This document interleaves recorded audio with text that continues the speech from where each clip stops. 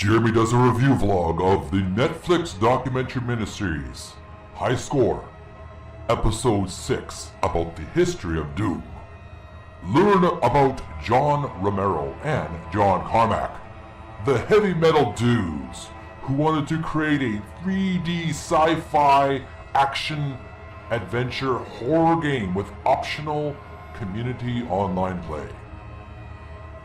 Learn about Dylan Cuthbert, a Game Boy hacker, and Giles Goddard, a coding wizard, two upstart rebels who went on to help design the first 3D game for the Super NES, StarFox. Learn about Nolan Bushnell, the Godfather of video games, and how he and other tech pioneers helped develop and advance the video game industry as we know it today. This and much more in this episode of Video Gamers Oasis' Playful Podcast. Stay tuned, if you dare. Video Gamers Oasis Playful Podcast, a playful variety talk show for gamers, video game history enthusiasts, movie buffs, collectors, and other fans of niche hobbies. Now available for YouTube and Anchor. Stay subscribed and notified for updates.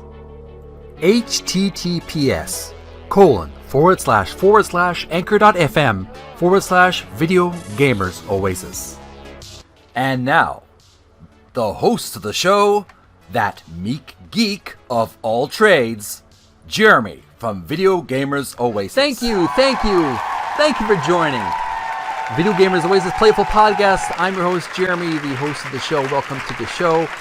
I haven't done a podcast episode for a long time. I've been doing a lot of resting. I've been dealing with a lot of changes in my life.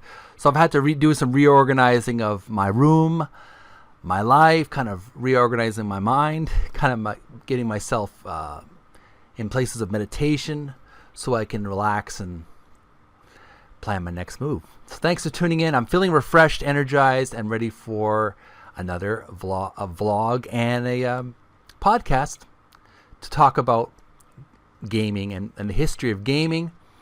We've been, if you've been tuning in to Video Gamers Oasis Playful Podcast and my YouTube channel, Video Gamers Oasis, also check out, subscribe, click the notification bell. Also, podcast is available on Anchor.fm. It's Video Gamers Oasis Playful Podcast on Anchor.fm. It's also available on Spotify. Make sure to subscribe to that podcast online as well. I'm going to have some new exciting developments in the future for that podcast. It's going to be really exciting. Just kind of organizing the new my technology, organizing my designs so I can coordinate the new changes to the podcast. But it's going to be really good and really brilliant changes that are going to happen. So welcome back to the show. If you've been following my podcast so far, you've been noticing that I've been doing a review vlog of the Netflix show High Score. It's available online on Netflix if you get a chance. The show is a 6-part miniseries on the history of gaming, and they've interviewed various people. Episode 5, we learned about the history of fighting games. We learned about the creators of Street Fighter 2 and how that became a major hit during the 90s. Also, Mortal Kombat became a major fighting game at that time. Extremely brutal, extremely realistic fighting game that many parents were very uptight about. But it certainly broke some barriers and certainly had some creative breakthroughs in photo animation technology, where they were able to imitate video. They would actually take videos from actual martial artists and put them into the game, which is very revolutionary for the time.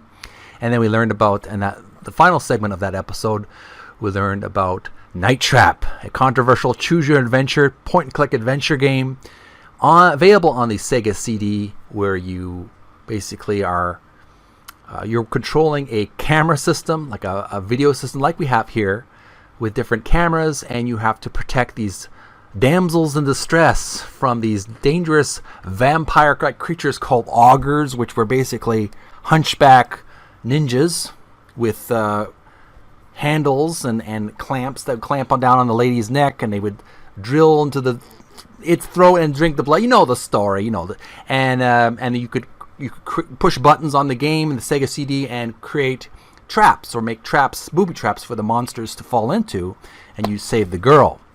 Of course, it was a very controversial game. It got a lot of bad publicity in Washington.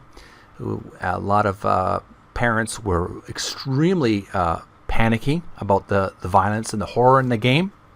So that was the time. Actually, sometimes the most horrible things in life can bring birth to the most beautiful things and brilliant ideas, because that was the time. At that time, during Mortal Kombat and Night Trap, the rating board was created to protect parents and children from inappropriate games for the young ages, so they could have games for the very, very young children, teens, mature adults only. So that way, just like we have a movie rating system, a cinema rating in the cinema world, in theaters, we now, because of those two horrible or brilliantly violent or action-packed movies, depending on how you look at it, those games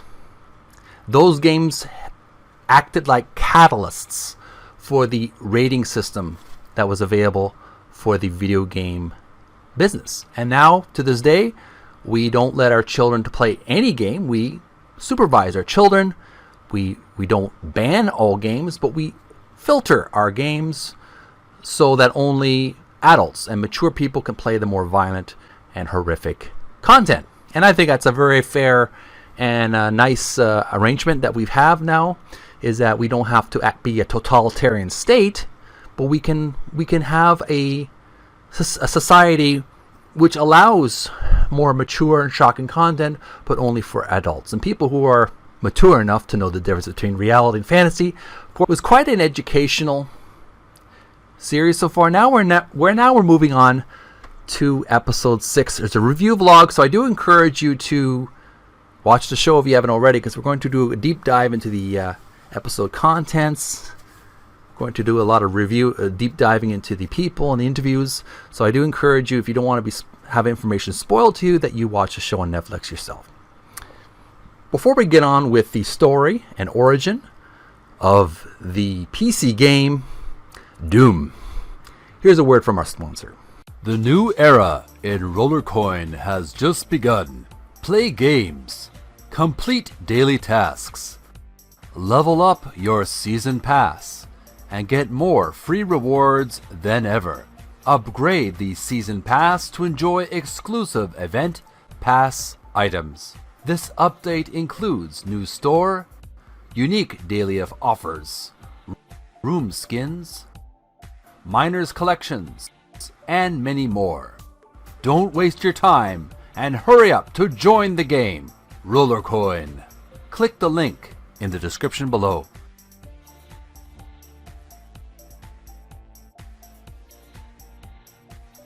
Okay, we're back. Thanks so much for tuning in. If you're listening to and watching Video Gamers Oasis Playful Podcast, it's a fun, lighthearted podcast where I talk about games, but I also talk about sci-fi movies, collectibles, things that appeal to the geek and gamer, the gamer geek, whatever you want to. There's already geeks and gamer on YouTube, but this is for people in general who like gaming and like collectibles, sci-fi, comic books, things like that. It's a very lighthearted, loose, relaxed, not uptight at all. And I want to be able to, in the future, planning to have guests on the show. Just got to get organized a little bit more and be able to have more content, more professionals who know more of what I like to talk about. I don't have all the answers, so I like to surround myself with people who do know more about these topics. And there are a lot of great gamers and geeks on the internet that I would like to talk to in the future, and maybe friends in my circle of friends as well. But in the meantime, we're going to talk about Doom, the history, origins of the PC game Doom. So they were introducing, the first interview was with a gentleman named John Romero. And of course, he had a friend who was not interviewed in the show named John Carmack.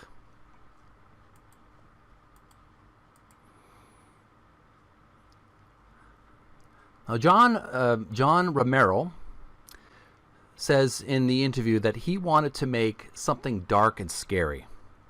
So he released one of the most violent video games ever made at that up to that point. And I do remember playing Doom and even games like that, like Quake and similar games that dealt with sort of a sci-fi horror aspect. You're going to a room fighting all these monsters that are coming at you. 3D effects. I remember playing a lot of, a game like Tremulous, which was very similar. You can see the influence to this day. This game was very revolutionary in setting a standard for 3D gaming. John Romero says in his interview, "There's a dark environment. Picture this. Light is strobing, demons are coming at you, and you just see silhouettes and fireballs coming towards you. We wanted to scare the crap out of you, and nobody had ever seen anything like it before." And so there was a new era of gaming where players could enter, explore, and play against each other. And it came at a pivotal moment when both computers and consoles were about to enter a new dimension. And that was, of course, the internet. Romero's machine of choice was the PC. It started in 1989 when Romero began making games for a subscription service called Gamer's Edge. Every month, you would get a disc for whatever computer that you were subscribing for, and of that disc, that would be a bunch of random stuff. Whether you like it or not, you're getting it, and hopefully there'll be a game or something fun on it. So these games would be almost like a cluster in one disc, and they would get it in the mail. And it was like a subscription service, just like you subscribe to a magazine or newspaper service. You wouldn't have much choice of the articles that you would read. You just basically read whatever articles are available on that magazine or newspaper. Same thing with the Gamer's Edge. It was basically a anthology, or you could say a monthly smorgasbord where you get a little serving of a few games in one disc. So 22-year-old Romero paired up with another young hotshot programmer named John Carmack to make games that were actually worth it for the subscriber. So they joined forces, these two guys. They wanted to actually make games that were of a higher level of challenge and enjoyment than the usual freeware or shareware games or the usual kind of simple platformers that were available in the Gamer's Edge. It was validating the PC as an actual game-playing machine. And this was a big breakthrough for PC gaming. So John and John, you could say, needed to make their company and make their game. So Romero saw that the PC could compete with the gaming consoles of the time, but even in the world of Nintendo, there was still a limit to how deep a player could go. Enter Dylan Cuthbert, the next person on the interview. Up to that point, Nintendo titles played out in simple dimensions: run left, run right, jump up, jump down, and so far they hadn't figured out how to place the player inside the game from the first-person perspective with 3D polygonal graphics, where it's a first-person aspect of the gaming that hadn't been developed yet. So Dylan Cuthbert was from the UK, and he was a brash high school dropout. And he said, "I left school when I was 17, headed for a job at a company called Argonaut Software. And at that time, it was a very leading-edge 3D games company." Now, Argonaut, the company, was trying to make a name for themselves among the gaming giants, and they were counting on 3D to make it happen. Cuthbert goes on to say, "Immediately, I was thrown into making a game for Game Boy, a 3D game."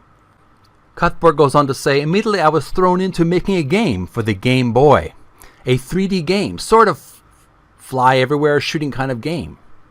Making a 3D game for the Game Boy was unheard of, But that wasn't the only problem facing the team. Nintendo fiercely guarded their trade secrets. So if you wanted to legally develop games on any of Nintendo's systems, you needed a permission slip, which Argonaut didn't have. But they went forward with the project anyway, just to see if it could be done. Cuthbert goes on to say, and we had no official dev kits, no official license, nothing at all. We just had a Game Boy.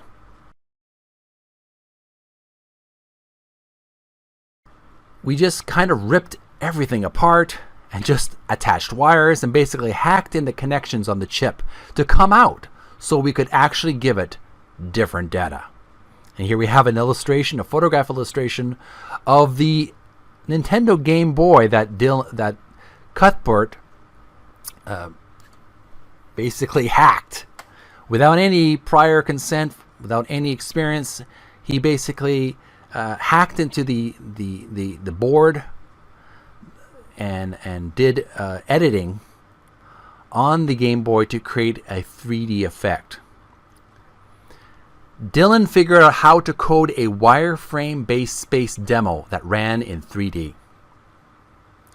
Cuthbert goes on to say, that's how we knocked up the initial 3D sort of demo on the Game Boy. Very unofficially, so we kind of got away with it. Or so they thought. Dylan goes on to say, 6 months into the project, it got seen by someone from Nintendo. Hacking Nintendo could mean trouble. Pretty deep legal trouble. It would be not a position you'd want to be in, for sure, especially during that time. But more than anything, Nintendo seemed curious. Cuthbert goes on to say, suddenly my boss says the people who made the Game Boy don't believe that 3D can run on the Game Boy. So in 2 weeks, you're flying to Japan. He had a trip to Japan to meet the Japanese executives in Nintendo. So the Netflix episode quickly switches back to Romero and Carmack. So going back to those two gentlemen, Romero and his team were already developed 3D prior to Dylan tinkering with the Game Boy. They were already full steam ahead on the 3D. And they cracked the Nintendo code on the PC, and that was the beginning for Romero and his team. Romero said, we were already past that. And they empowered, they were so confident with their achievement, they decided to quit their jobs and form their own company, id Software. So they were so empowered by their achievement of discovering 3D, cracking the 3D code, cracking the 3D code on the PC, that they decided to quit their jobs, employment, and form their own company, id Software. And by 1992, they had taken their newfound smooth-moving, side-scrolling tech and turned it inside out. They created this three-dimensional, texture-mapped game called Wolfenstein, one of the hottest selling computer games in the world. They created a hit game and popularizing a new perspective first-person shooter. According to Romero, they decided they wanted to do something more than just the usual side-scrolling action stuff. So Wolfenstein 3D came out in May 5th of 1992, and it experienced massive success. People loved blowing away Nazis in this World War II fantasy sci-fi kind of game. It was very far-fetched and bizarre. You were in a giant castle, a German castle during World War II, and you were like a spy or a hero, a soldier, American soldier, going into the castle, shooting Nazis that would approach you. You could kick down doors, I believe, and I remember playing a little bit as a youngster at a friend's house, and there would be like corridors and secret traps, and of course, spoiler alert. You'd meet Hitler in the end, and he'd be wearing a cybernetic suit. It was a lot of imagination, a lot of bizarre creativity, and people loved it. People loved pretending to be the hero during World War II. And it was a 3D game going at 70 frames a second in full color with real digital sound for the first time. CPUs were just fast enough to make Wolfenstein run fast. And so they were on the edge of technology. In just a few short years, Romero and his team built a successful company and transformed the personal computer into an immersive, action-packed game platform. These were the building blocks for their ultimate masterpiece. Basically, every game that they had made were building up to something new and different and better than with each new game. So it was a progression. Each game was a building block. So they started to think about the next game and how they would develop technology. So the bullet point list that we came up with. So John, Romero and Carmack started to think about what the next game would be after their great achievement. They would not rest on their laurels. They would continue climbing up the ladder of success. So they kept thinking together and brainstorming what could they do to improve the technology in the next game, make it even more exciting. So they created a bullet point list, to a very ambitious bullet point list for what they wanted in their new game. They wanted a game that was creepy. So they had a design for, or a plan to making diminished lighting, and they wanted realistic movement, and they wanted a high speed action game. They wanted the ability to play with your friends, so they could create multiplayer functionality. Friends could get together on a Saturday night, Friday night, have some beers or some snacks, get together and play in a room together, or possibly even long distance, and play against each other or play with each other as partners. Romero said we needed to have the ultimate, which would let people play each other on a network over a modem. Now, some of us here are old enough to remember AOL Online. And they would always start when you'd have to manually log in just to start the internet. And you'd hear that dial-up tone. And then, welcome to AOL. Welcome, you'd hear that voice. But you'd have to wait. The thing is, you'd have to wait for it the dial-up to turn on. And sometimes, if someone was on the phone, like your mom, you basically had to wait to the person, either wait for the person to finish talking or tell them, Mom, can you get out the phone? I'm on the computer playing online gaming. So sometimes if you didn't do that, the AOL online service would shut down and you would be disconnected from the internet in the middle of a game.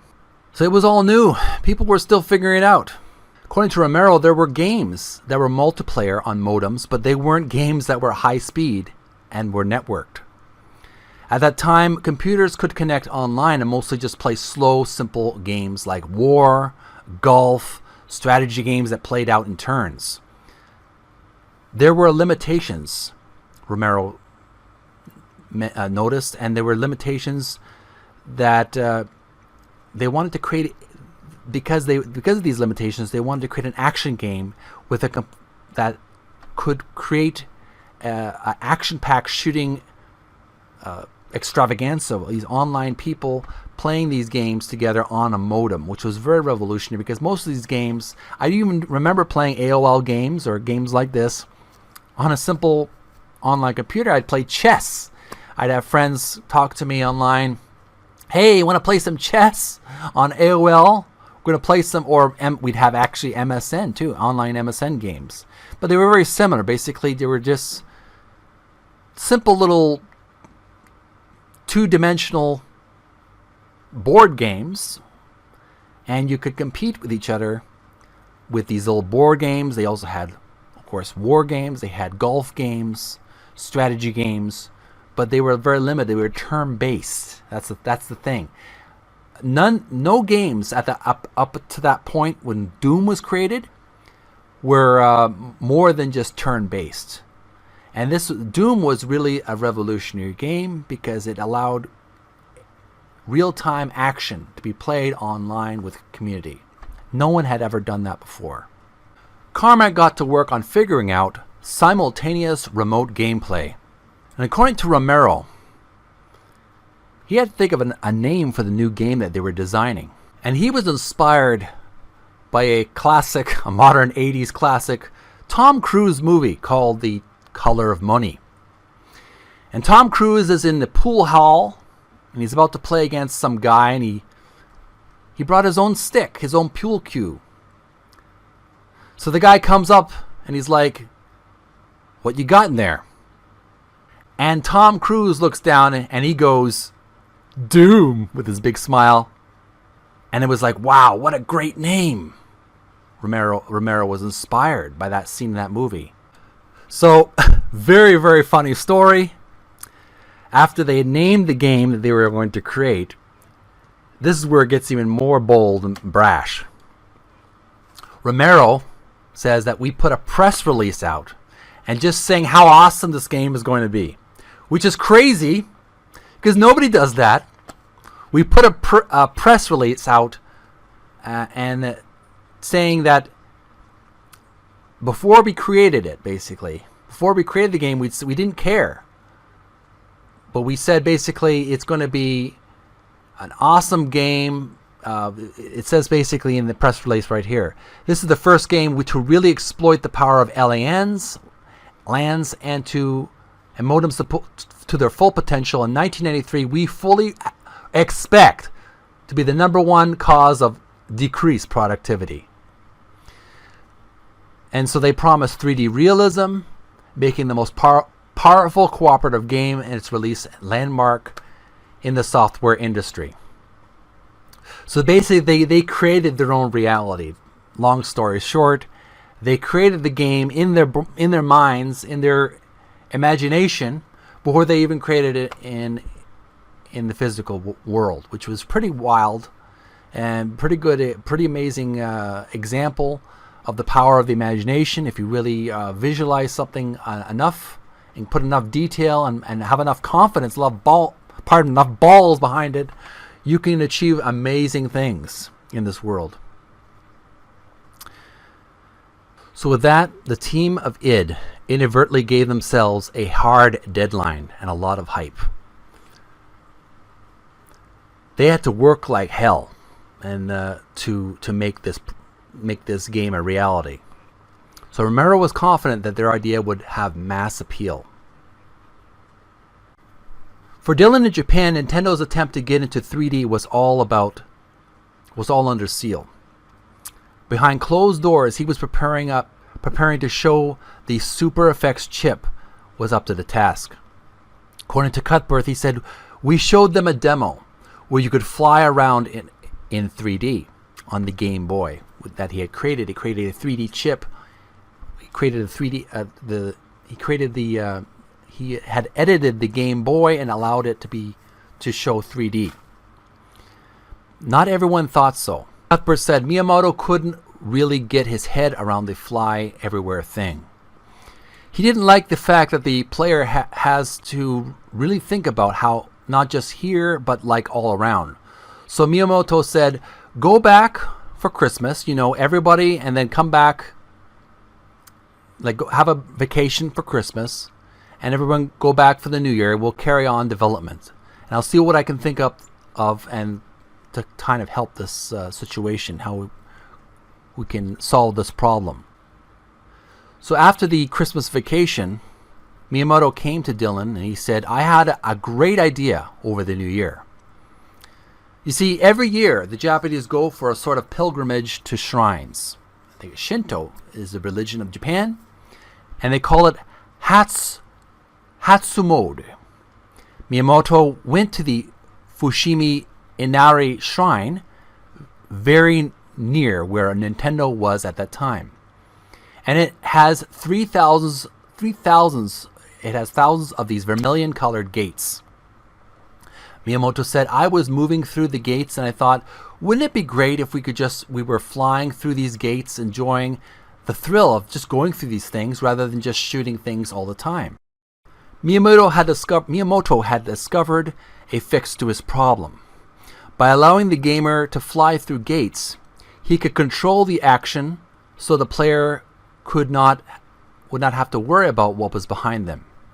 It was the foundation of what would become the iconic Nintendo game.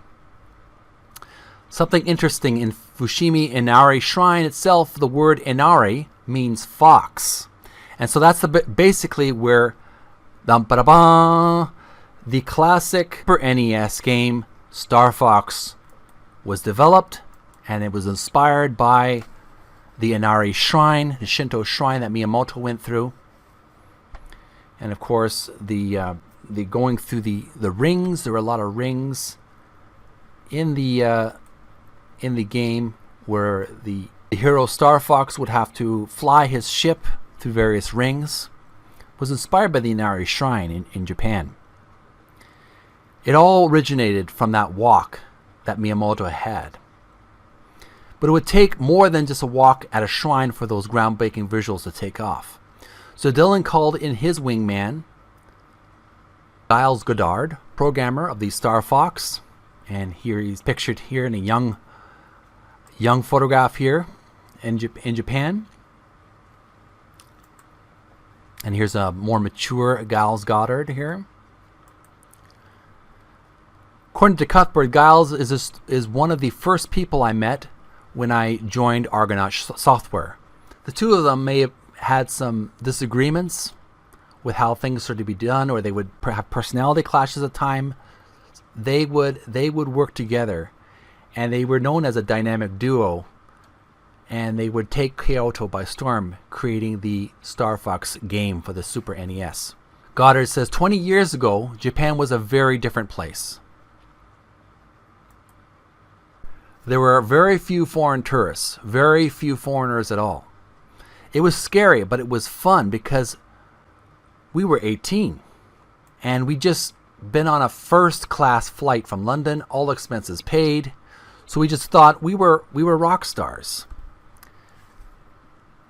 So two blokes in Kyoto, all expenses paid. What could go wrong?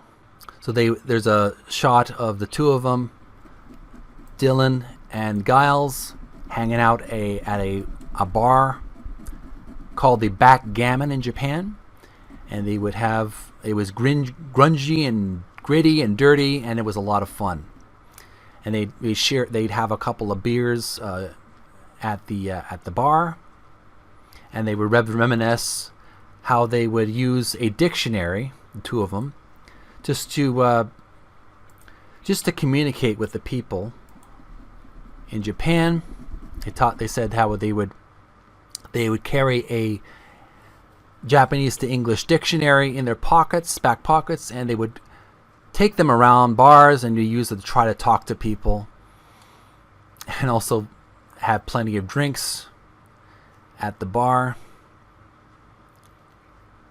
And eventually their Japanese got smoother and smoother, and they were able to communicate with the bartender in the episode they showed. And when Dylan and Giles did squeeze it in work, they found that they were truly outsiders in the office. According to Goddard, they'd never had anybody outside of Nintendo working in the building. They actually made a separate office for us in one room on our own, basically segregated out. And according to Dylan, and the only place in the office where they allowed Miyamoto to smoke was in the area that they were. So picture this: the two of these guys from England, from UK, foreigners in a foreign land. They were in the heart of Nintendo. They had a room segregated from all the other workers. They were programming away this new design for this StarFox game that they were working on, a 3D game for the Super NES. And in walks in none other Miyamoto. He's puffing on his cigarettes while they're working on it. And according to these guys, they said we were like programming away, and we're like, oh no, oh, he's back again. So we were trying to implement something quite interesting, and he just starts talking about trees or something. So he would start going off on these tangents, because Miyamoto was very right brain, and he still is today. He's a very right brain designer. He thinks very creatively, outside the box thinking. And he would go off on tangents on creative ideas like trees and plants and buildings and weird caves. He would go off on tangents on all these creative ideas. But he realized after a while that that's actually the reason why he's so much of a creative genius, is because his brain is kind of thinking about all these different things at the same time. And one of the tasks with the StarFox game that Miyamoto was so focused on was the perspective of the camera. In a 2D game, the camera moves are simple. The game syncs its movement with the character, left, right, and so on. But things got a little more complicated in 3D. That was the biggest feature of 3D according to Goddard, the ability to move the camera, and it was Miyamoto's main job to figure out the camera. If the camera's right behind the R-wing, it would feel like you weren't turning. But if it was fixed, it would feel like it's going all over the place. You've got to have a lag between the camera and the ship movement. Otherwise, it feels like you're not turning. But you can't do too much of that. Otherwise, the player feels like things are moving too much and they feel disoriented. It's a balance game between looking cool and playability. So programming on the StarFox was happening, ships were flying, lasers were lasering, it was all coming together, and then the art department got involved. According to Cuthbert, for a long time on the project, it really was just like an old school Star Wars style, kind of a little bit of more hardcore. But there were no people, no human beings in this game. But Nintendo was known for its cute, family-friendly characters, and that sacred shrine that Miyamoto loved so much was dedicated to a fox. According to Cuthbert, suddenly the artists at Nintendo started coming up with all these cute little character designs, fluffy sort of animals, and things like that. And Goddard said, to be honest, I thought they were quite lame. Cuthbert goes on to say, it felt a bit odd because they're animals, and we're like, why are animals flying spacecraft? I don't know what's going on here. But one thing that Miyamoto really instilled in us all is that we take a step back, kind of look at it and go, okay, no, this needs to be made more fun. Miyamoto approaches things from not just the player point of view, but also from how he can design the experience. So it shows some of the artwork, original artwork they were doing, the sketching. I have here a design of the actual. I have here a cartoon description, a cartoon display of all these characters, and we have the actual characters listed here. Fox McCloud in the center here could chat with his sidekicks. Peppy Hare on the right here. And we have Peppy Hare on the right, Falco Lombardi on the far left corner, and Slippy Toad right next to him right here. To present mission objectives and to make the game more engaging. One of the unique things about StarFox was that it was on a console, because up until that point there hadn't been any 3D games on consoles. The combination of Dylan and Giles' coding wizardry and Nintendo design, the magic worked. All of it was mixed together. They had a beautiful achievement. The game would go on to sell over 4 million copies and blast Nintendo into the 3D realm. The Netflix episode goes back to the US, switches quickly back to John Romero and John Carmack.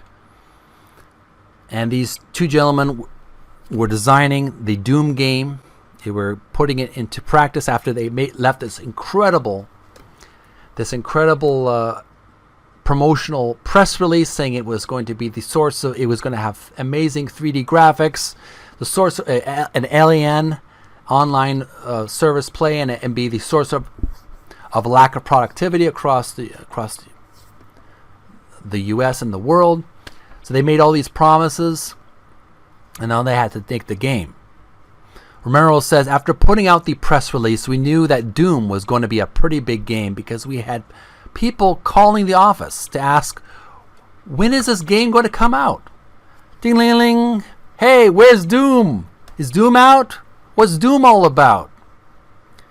And so, like, people were so excited, it was crazy. Romero's press release promised gamers they'd be knee-deep in the dead before the end of the year. Now all they had to do was make the game. Romero says the team that made Doom was pretty small. It was just 5 people, so it was a lot of work. Like, what is Doom? And the first major idea was that it would be fighting a demon invasion. So Romero shows some early rough sketches of some thumbnail ideas for the game.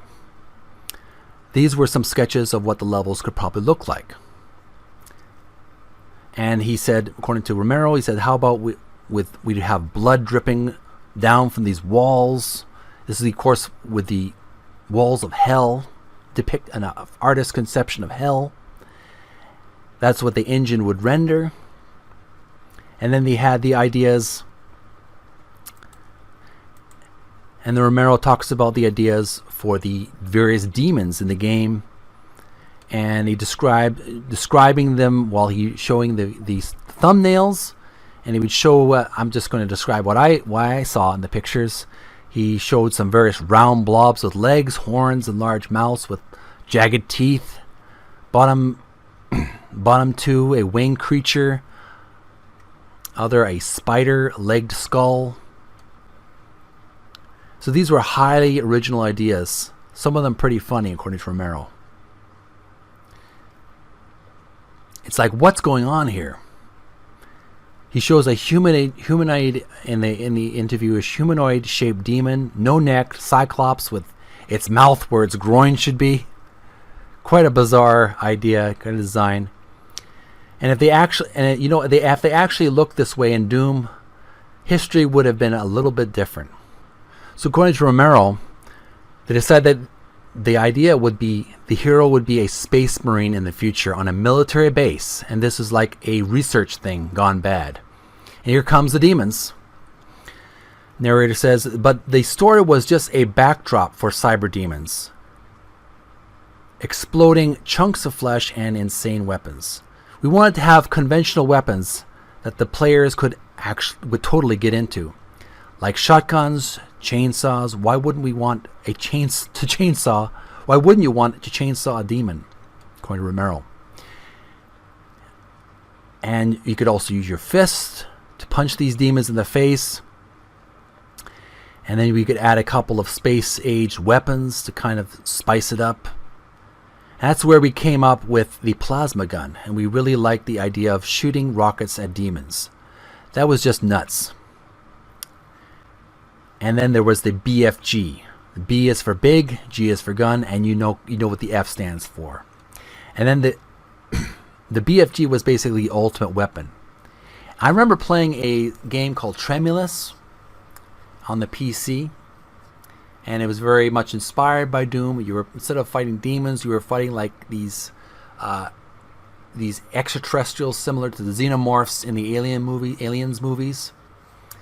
And one of the weapons was a giant cannon device called the Lucifer cannon, and it was very simple. I could see the inspiration right now where they got the idea for the BFG. I could see where the Lucifer cannon was inspired by the BFG, pardon me.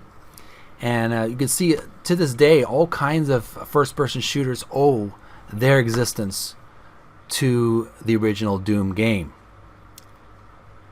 So in the fall of 1993, Romero and the team were approaching their launch, and Carmack finally figured out how to let players battle each other over the network in multiplayer mode. According to Romero, when Carmack got the game working between two computers, where he's shooting one computer and the other guy getting hit, it was like, oh, there it is, it's happening. That's right, strategy in Doom would completely change in multiplayer mode. Instead of battling demons, you could battle your friends online. When there's another player in the game, it's totally different than playing monsters. People play so differently than the AI. They're luring you, they're hiding, and that is a real challenge, playing somebody else. After seeing the characters shooting each other, I was thinking, what would we call this? It's like a cage match kind of thing, except you're killing the other player over and over. It's like a death match. So death match is great. That sounds cool. I think I'll name it that. So to this day, we use that terminology, death match, for online FPS gaming, competitive gaming. Narrator goes on to say that Romero knew the game was going to be cool, but he still wanted to make sure everyone got hooked. So he and his team decided to give players a free sample. Romero says shareware in games was to take a game and split it into 3 parts. And the first one is fully free as a downloadable file. But if you wanted more, then you would order the other 2 parts of the game on diskettes. It was a pretty revolutionary marketing idea at the time, and it worked really well. We knew that at the end of the day that we would be able to make money because, number one, we believed it was the best game in the world, and because it was so good, we believed people would want to buy the rest of it. That they would want to get all all 3 episodes, because playing those first 9 levels is going to get old at some point. You're going to want the rest of the story. So finally, when the game was about to be released, the server was packed full of people who can't wait to download the game. So I'm like, oh my god, yeah! So that's how kids in computer labs around the country at that time found themselves at midnight on December 10th, 1993, ready to download the first chapter of Doom. According to Romero, everyone was initiating the file transfer at that time, so the server just crashed. And then they brought the server back up, all those people reconnected, and did it again, and the whole thing crashed again because of the outrageous amount of online activity on the website. But then people started to copy it onto other servers all around the world, sharing with each other, and then everybody started playing. Online multiplayer games would become a pretty big deal. Deathmatch and online gameplay changed everything, according to Romero. There's a scene with Romero and friends in a room together. There's a scene with Romero and his friends online in a room together playing Doom multiplayer. And the players could connect over a network and interact, immersing themselves in a new world, but with each other.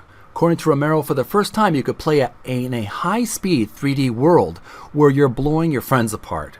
It's really fun to play against each other in deathmatch, and it influenced everybody in wanting to make games. And then the guys at id handed players the keys to their kingdom.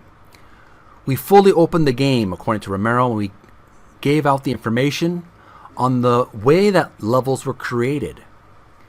So Doom was open for modding. Modding, for those who are not familiar with that terminology, where tech-savvy players could replace the existing characters, sound effects, textures, you name it, with their own creations. People started to make their new graphics, new weapons, and new sounds and stuff. And in the interview, in the actual episode, it showed various modded versions of the original Doom game, PC game, replacing guns with bows and arrows, crossbows, double blaster, saber, even a toothbrush. There's even modded games where they created a whole new game with the Doom original design, the original programming. They created a Batman mod Doom.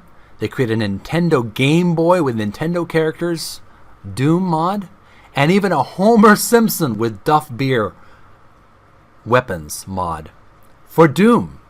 So picture yourself as Homer Simpson. You're throwing Duff Beer at your enemies in the game. So it's a lot of bizarre and very creative ideas.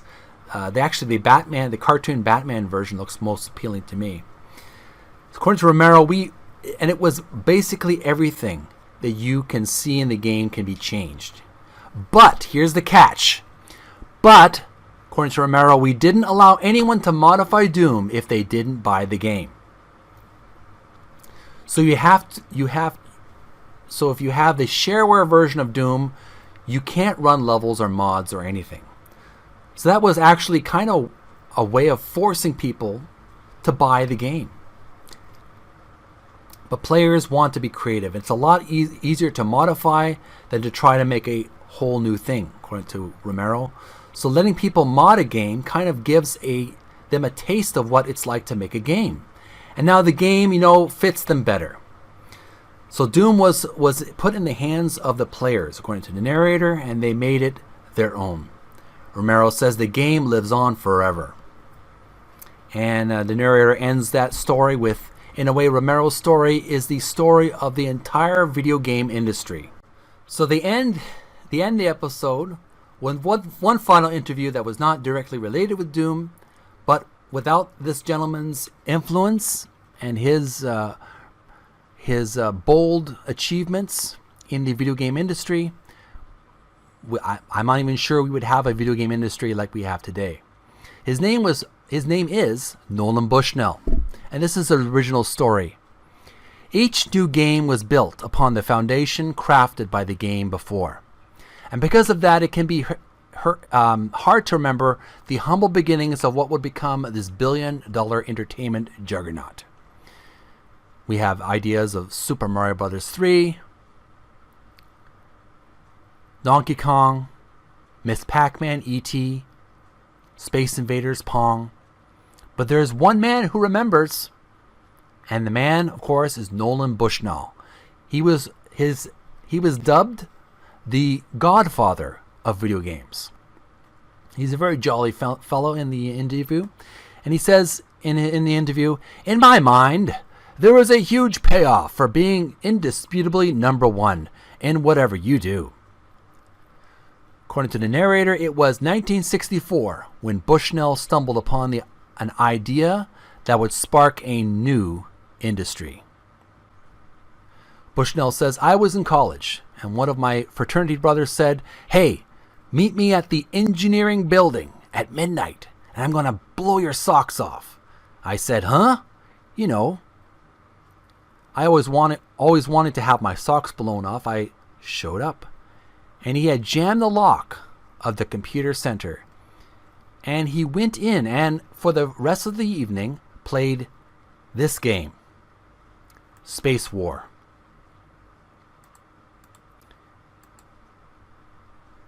And I was mesmerized. Space War was unlike anything Bushnell had seen before.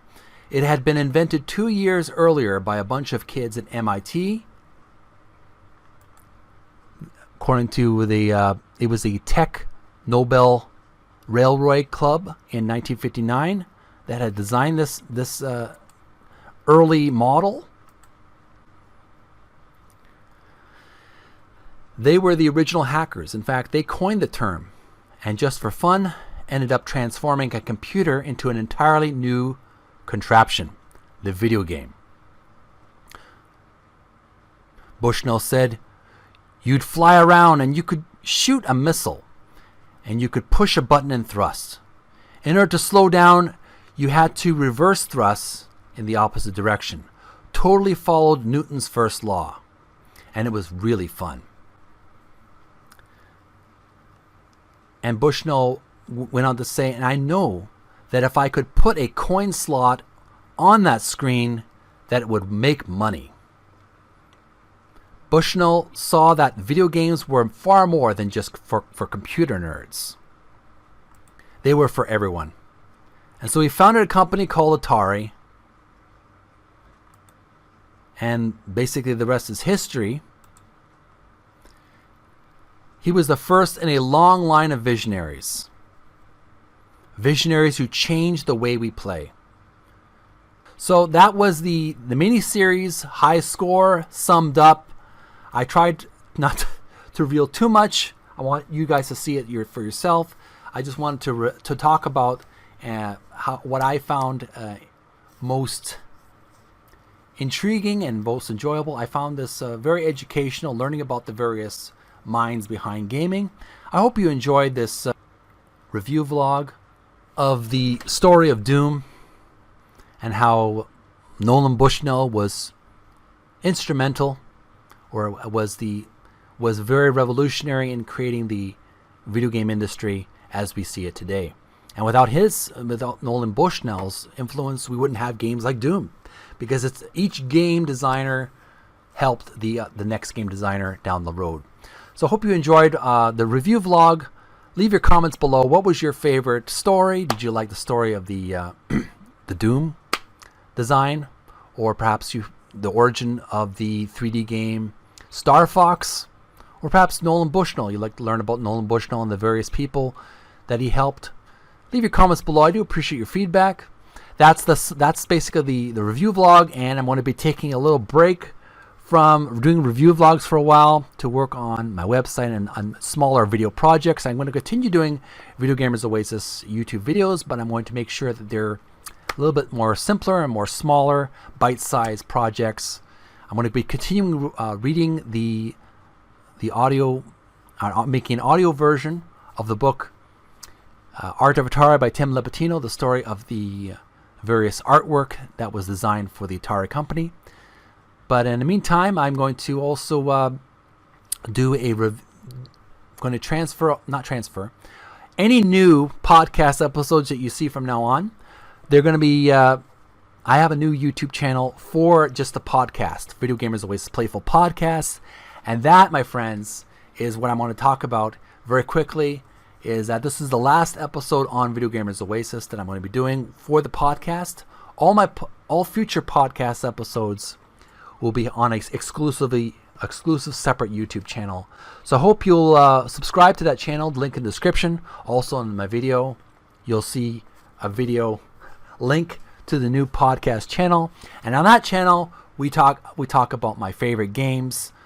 I talk about collector's cards every week. I'm working on getting a different collector card discussion. I talk about comic books, collectible figurines, stuff, sci-fi, fantasy, monster movies, kind of movies and TV shows that appeal to a certain genre of people, gamers and geeks. I'm going to be working on that podcast separately, because it's more of a variety show. It's not just gaming. It's also for people who like collectibles and things that are kind of oddball but still fun for the gamer and geek community.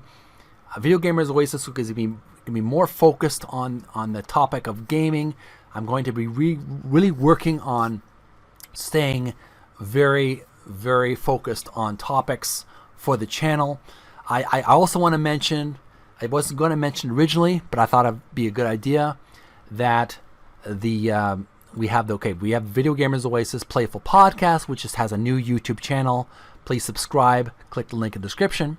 But I'm also working on a all Minecraft YouTube channel. I'm going to be making some Let's Plays or some online recordings on Twitch. Link in the description. And taking some of those videos and putting them in a YouTube Twitch channel. I decided to really zone in on the gamer crowd, and make it more of a very exclusive kind of YouTube channel. And I'm taking all the Minecraft videos in the future. I've already have Minecraft videos on Video Gamers Oasis, but any future Minecraft videos will be on Video Gamers Oasis or Video Gamers VGO Toots. Kind of a goofy thing I'm working on. Links in the description for that YouTube channel, exclusively a Minecraft YouTube channel.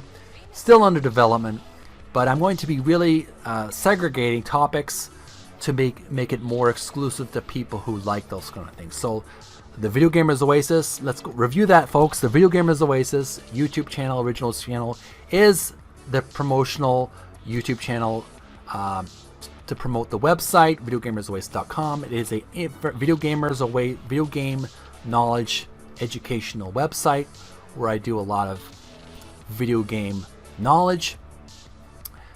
Video Gamers Oasis Playful Podcast YouTube channel is exclusive for the podcast, where we talk about gaming, comic books, sci-fi movies, collectibles, things like that.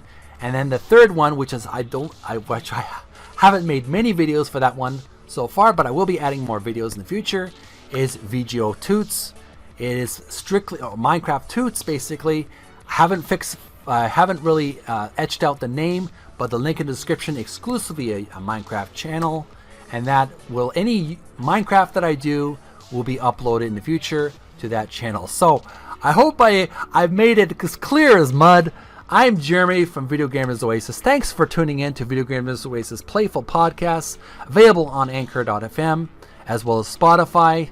And I hope you'll be patient as I transition to this new kind of format that I'm working on. I do appreciate your patience, and I want to make this as fun and as accessible as possible. So I'm always working on refining myself and refining the software. I do appreciate all the gurus on YouTube, the YouTube gurus who have given so much helpful advice for free. I do appreciate you guys very much for your helpful advice, and you've been very influential in helping me to make these changes. So in the meantime, I would appreciate if you would subscribe to Video Gamers Oasis, click the notification bell to be notified of future videos. And of course, those other YouTube channels that I'm working on, links in the description as well as on the video. Thanks for watching. Take care of each other. I hope you have an awesome summer ahead. Take care of each other. Stay healthy, stay strong. We'll see you refreshed and energized in another day. Till next time, bye for now.